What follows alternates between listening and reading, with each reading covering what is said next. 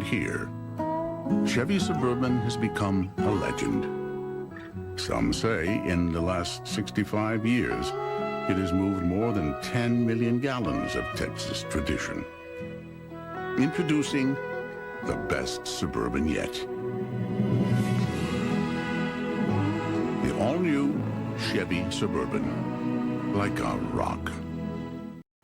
All right guys, what's cracking? How's it hanging? Welcome back to another episode of Breaking Even Garage. Today, we finally have a new project on the channel. Just picked this baby up about a month ago. We're trying to beat the rain here, but trying to film a little intro. We're gonna try to do a little show around of the vehicle, a little tour of it. With that being said, let's get into it.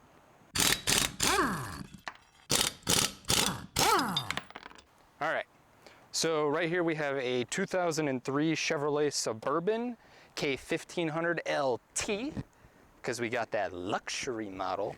Basically, our overall goal of this is to build it into a overlanding vehicle, which for those of you who don't know what overlanding is, it's basically camping, where you just go out on old forestry roads and you just find places to camp and you explore. But I can't do that in a... Had to get a four-wheel drive vehicle. So I've been looking for a while, and this baby popped up on Marketplace, so picked it up. This is it. Like I said, it's four-wheel drive. It is a Chevrolet. I'm a Chevrolet fan, so I had to get a Chevrolet, not a GMC. It came with these sick tow hooks for when I'm out overlanding and I get stuck in mud. Two-wheel drive in country like this? There's gotta be a better way. It also came with the additional factory pack, if you want to get up here close, but it comes with the additional water in headlight. I believe that was an add-on they had to pay extra for. Also, another factory package was the fading paint here. We got a little bit on the hood and a little bit on the side and a lot on the roof. Coming around it though, it is super clean. There's no dents in the whole thing really, and it's pretty much rust free. It doesn't look the best paint-wise, but it's an old Chevy, what do you expect? We got these old man running boards on it. Don't know if we'll leave those on or not, or if we'll take it off. We also have mismatched tires. These tires up here are from 2006, I believe. So we could probably get a couple thousand miles out of those still. The tires in the back are from 2018. They're a Cooper AT, pretty good tire there, but you know, they're like 10 years old and dry rotted. If you couldn't tell by the moss on the tires, it's been sitting for a little bit. If we go around the back here, came with a tow hitch or tow package. I don't know if that is factory or not. We got a Peace Coexist sticker, so that's pretty cool. And yeah, that's about it. We do have a dent over here, unfortunately. This is the one dent I was talking about on the whole vehicle is right there, unfortunately, but you know, that's fine. This side's the worst side. Just kind of squint at it, it looks a little better. I got a little bit of rain here helping me out, but it looks like somebody took a cinder block and tried to buff it. Wax on, wax off. Gonna need a little bit of love on this side. That's fine. We have the other matching running board on there, pretty good. So that's cool. We got some of our trim fading. We'll have to get some new trim there. Yeah, that's not great. And another bald 15-year-old tire. So that's about the exterior. I don't know if we can show the roof, but the roof is starting to get some surface rust on it. So we're gonna have to take off the racks and paint it or something, just to prevent further rust. This is a overlanding vehicle, camping vehicle, so you know, obviously we don't care what it looks like too much. I'm not driving it to work. So we can go ahead and hop inside, I guess. I have taken the seats out already. I started to do that, but we can open up the doors here. Prepare yourself. It's not good. It's pretty bad. The carpet looks like kind of a mix between a dog exploding and a toddler with way too many snacks just was let run wild. It's pretty bad. And the carpet, I've never seen this before. I don't know if it'll show up on camera, but it's like the carpet fibers are like pulling out, but it's like attached to the carpet. It's not hair, it's like the fibers. Pull it all out and replace it all, because it's pretty disgusting. So I started tearing out the seats and some of the trim pieces. But yeah, it smells pretty bad.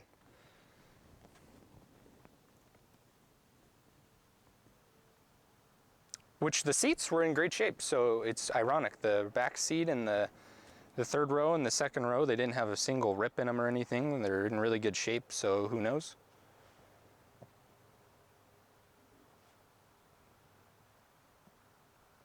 But this is kind of right up my alley. Seems every car I buy, I end up replacing the carpet in, so it's nothing new to me. So, other than that, I mean, you can see the backs of the seats are good. The door panels are in pretty good shape. The headliner's got a couple nicks in it and little rips, but that's pretty common for an old vehicle. All the trim was here. Like I said, I have removed it. All the trim is in good shape. None of it's cracked or mismatched color. The front seats are pretty good. We'll hop up to the front, let you guys have a gander at that. But basically the story on it is that it's I've been parked since 2017. So it's been parked quite a while. Here's the front. As you can see, we've got your classic rips from people scooting in and scooting out. I think there's a little rip on both sides, but other than that, it's not in too bad a shape. You know, the dash doesn't have the classic Chevy cracks. It's actually pretty good. It's not too bad. We have a custom stereo installed, so that's nice. It's a Kenwood, so it's pretty high quality, and it does bump pretty well. Other than that, it's just really dirty and we'll need a good clean. Probably gonna need some new switches and some bulbs here and there. Probably put a nice dash cover on it.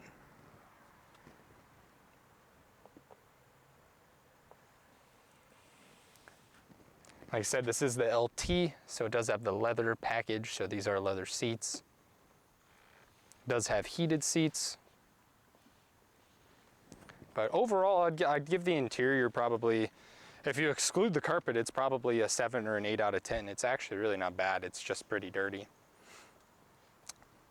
I mean, you can tell by the door jambs, it's just, I mean, this one and this one, they're just, you know, spider webs, big pockets of spider webs and gunk, and she definitely needs a good clean.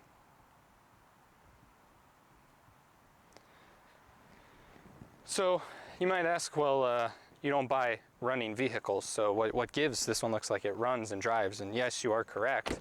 It does run, it runs pretty well, and it does drive, but it does not drive very well. Basically, it doesn't have third gear. It will go into first, it will go into second, and then when you get to third, you know, the lights are on, but no one's home. It's just nothing. GMT 800s, you'll know that the transmissions suck. 4L60E, garbage. 150,000 miles, they blow up. So I just assumed that the clutches in the transmission have burnt up. I just got done rebuilding manual transmission for my truck. So, and that, according to online, is a lot harder than the transmission in here to rebuild, even though this is a automatic. So we're gonna try to pull it out, try to rebuild it. If we can't rebuild it, we'll buy a remanufactured unit, put in there. Picked this thing up for 1,500 bucks. Which, if you know anything about these Suburbans, the prices of them recently have just gone through the roof. Oh, that's not so much. So?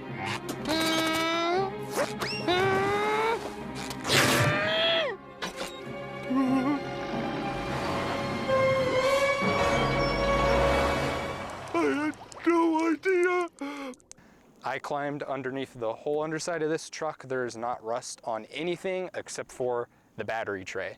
And I know rust, so I was super stoked with that. I mean, all the fenders are solid, the running boards, the rockers, the floor still has the paint on the underside underneath it. You can see all the paint, the undercoating, it's all there. No rust in the rear. So pretty good bones, but it needs a couple things, transmission, couple lights, other things. Fix the transmission, get it running, put new tires on it. We're gonna go slightly bigger tires because overlanding. Maybe give it a good wash, a good wax. I might try to respray the hood with some of that touch-up paint. I'm gonna try to respray the roof with some sort of paint just to prevent rust. We're probably gonna put a little lift kit on it. Maybe lift it like an inch or two just to get more ground clearance. Take all the rear seats out and we're gonna try to build some sort of like camping platform. That's a very common thing to build storage in them. So that's kind of the goal. And if I didn't say, it has 180,000 miles on it. So pretty low for a Suburban. These 2, 3, 4, 500,000 miles. It has the 5.3 liter V8 LS engine, a very, very nice engine. Small block Chevy, pretty bulletproof. That's the new project. We wanted to do a before and after here just to show what all we do. So on the back here, one thing I do like is that it has the pop-up glass, the little split glass, and the shocks actually hold, so you know it's in good shape. And then the whole door opens versus the slightly earlier models that you could get the barn doors on. I think this is a little better for what we're trying to do. So yeah, that's a pretty cool feature. And like I said, it's got a hitch on it. It does have a 7-pin connector someone put on, so maybe someone was towing at some point with it. I have no intentions of doing that. This is a 4-wheel drive model, and it is, I guess one thing to note, this is the 2003, so it has a 2-wheel drive, 4 low and 4 high transfer case. I believe in like 2005 or somewhere in there, they went to all-wheel drive, which are not as good, obviously gas mileage wise. So I was very happy to find kind of that early 2000s range, so that we had the transfer case with 2-wheel drive, just for the gas mileage.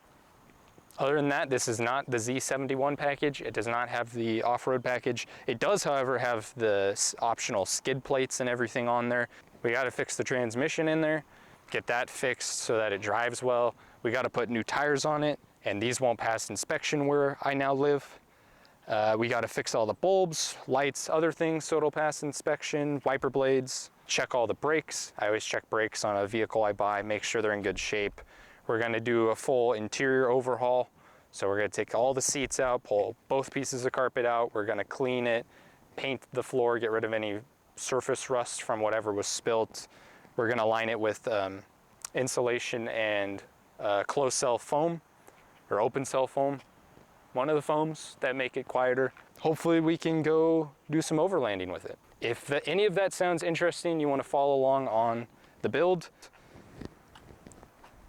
then go ahead and subscribe and follow along, I guess. But with that, thank you for watching, and we'll catch you in the next one.